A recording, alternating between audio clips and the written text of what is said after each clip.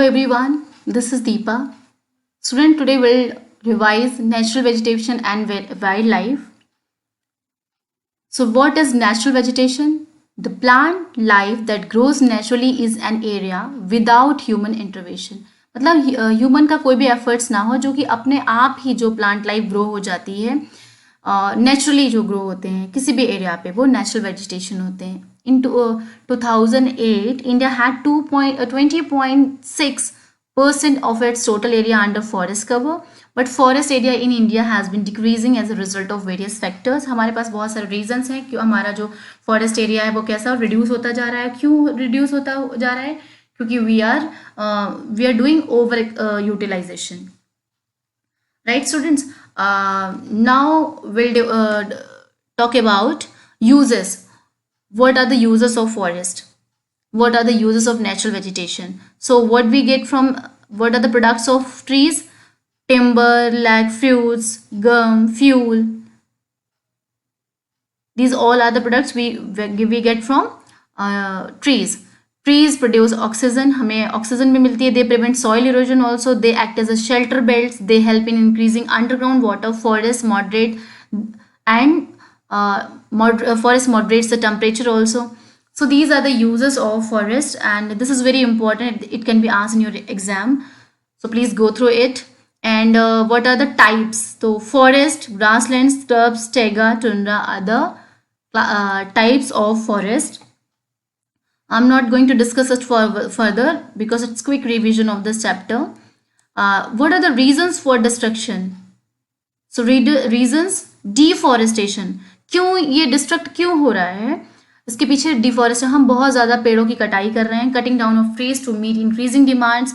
As our population is increasing, our demands are automatically increased, and we need land for settlement, for construction of building, for other uses also. So this is the reason behind it. And second important reason for destruction is wildfires, uncontrolled fire that occurs in forest of bushland.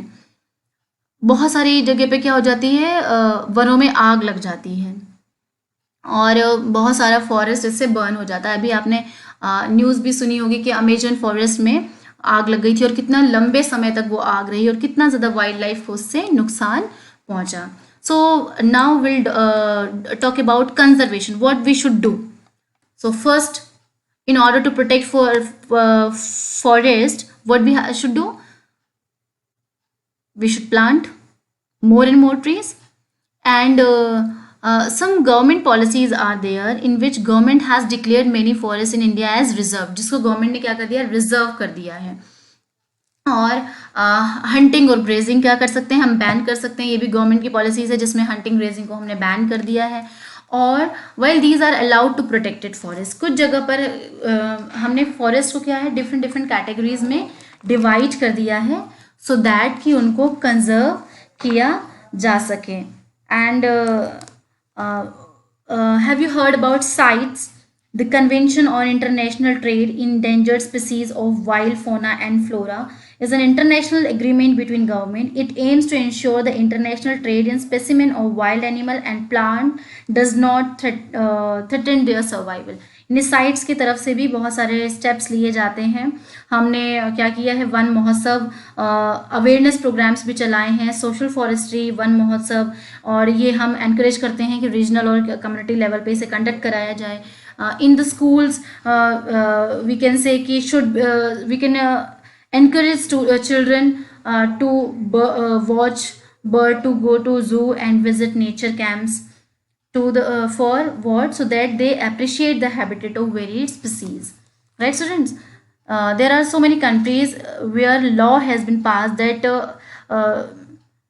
trade as well as killing of birds and animals is illegal. In India, killing of lions, tigers, deers, great Indian bustard and peacocks is illegal. तो बहुत सारी countries ने इस पर काफ़ी सारे steps लिए हैं. और जो हमारी इंटरनेशनल कन्वेंशन साइट्स है, इन्होंने भी बहुत सारी स्पीसीज़ को क्या किया है, प्रोटेक्ट किया है. इन्होंने भी ट्रेड को, बर्ड्स के ट्रेड को प्रोहिबिटेड कर दिया है, रोक लगा दी है. एंड कंजर्वेशन ऑफ प्लांट और एनिमल पे बोला है कि this is the ethical duty of citizens. So students, this is all about the conservation we can do, and we can control on deforestation, soil erosion and constructional activities, forest fire, tsunami, landslide. ये जो कि हमारे कुछ human और natural factor हैं जिसकी वजह से क्या हो रहा है, जो हमारे रिसोर्सेस हैं वो डिक्रीज होते चले जा रहे हैं. So we have to focus on that. We have to think about that so that we can conserve our forest areas. So now we'll discuss about wildlife. What do you understand by wildlife, students? Wildlife refers to all the non-domesticated animals found in area. जैसे कि हमने बोला wild life, पता ही चल गया कि हमारे ये तो वाइल्ड एनिमल्स से कनेक्ट करते हैं हम इनको, और जो भी जिनको हम पाल नहीं रहे हैं, जो डोमेस्टिक एनिमल्स नहीं हैं, वो वाइल्ड लाइफ के अंदर कंसिडर करते हैं. what so in which we can include mammals, reptiles, amphibians, birds, insects, and wildlife is threatened by indiscriminating hunting and poaching and deforestation. बहुत ज़्यादा डिफॉरेस्टेशन करने से उनको जो उनका घर होता है एनिमल्स का वो डिस्ट्रॉय हो जाता है. बहुत ज़्यादा हंटिंग करने से, बहुत ज़्यादा जो हम लोग शिकार कर लेते हैं उसमें भी लोग वाइल्ड लाइफ को नुकसान पहुंचा रहे हैं. So what is the importance, क्या ज़रूरत है हमारे लाइफ में वाइल्ड लाइफ की? Animal maintain the ecological balance in nature. जो नेचर में ये इकोलॉजिकल बैलेंस मेंटेन करते हैं, ये हमारे लिए बहुत हेल्पफुल हैं. एंड सेकेंड इम्पोर्टेंस क्या है, animals are important source of food for human also.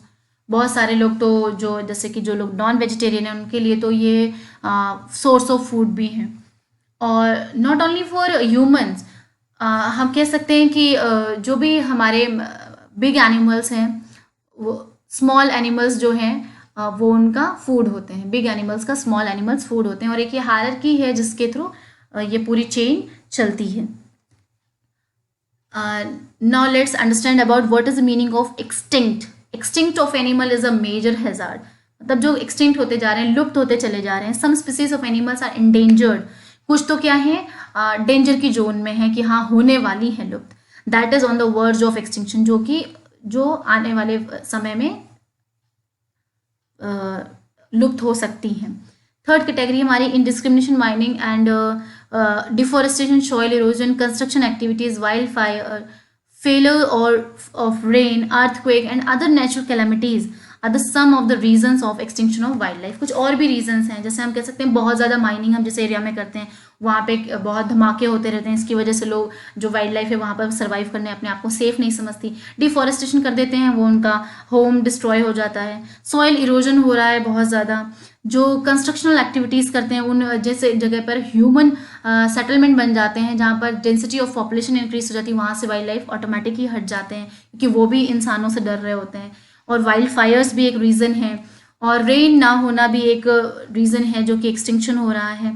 और earthquake we can say, natural calamities जो हैं हमारी, ये सब रीजंस हैं behind the extinction of wildlife. So apart from that, now we'll discuss for means of conservation, how we can conserve our wildlife.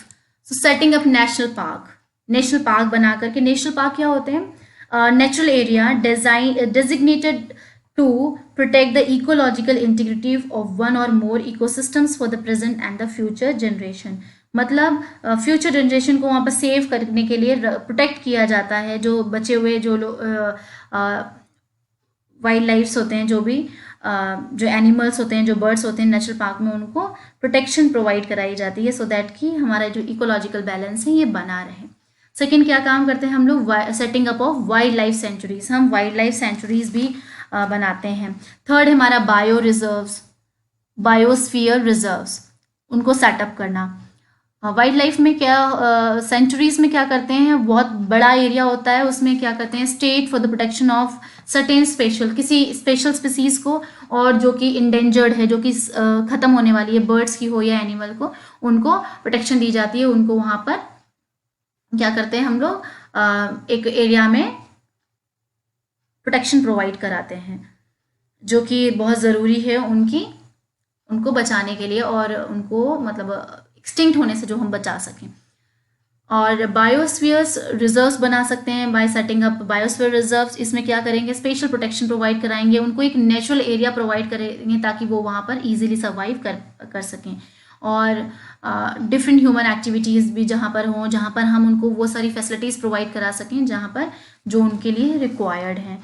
And launching awareness programmes in which we can include social forestry programmes and Van Mahotsav एक programme है जो हमारे यहाँ होता भी है ना। इसको प्रमोट करना, अवेयरनेस फैलाना लोगों के बीच में। And last but not least, passing strict laws against the killing and illegal trading of birds and animals. बहुत स्ट्रिक्ट लॉज बना दिए जाने चाहिए जो कि हमारे साइट्स की तरफ से बनाए भी गए हैं, जिसमें क्या होता है कि ट्रेडिंग को ऑफ बर्ड्स और एनिमल्स को इलीगल बना दिया है, इसे टोटली बैन कर दिया जाए और हंटिंग और किलिंग टोटली बैन हो जाए और ये एक पनिशेबल टास्क हो जाए। ठीक है, मीन्स वी कैन से कि एक क्राइम इसे डिक्लेयर कर दिया जाए अगर कोई हंटिंग और इलीगल ट्रेडिंग करता है, किलिंग ऑफ एनिमल करता है। So this is all about your chapter. I hope you can understood it well. This is quick revision, students. So thank you very much for listening, patience hearing.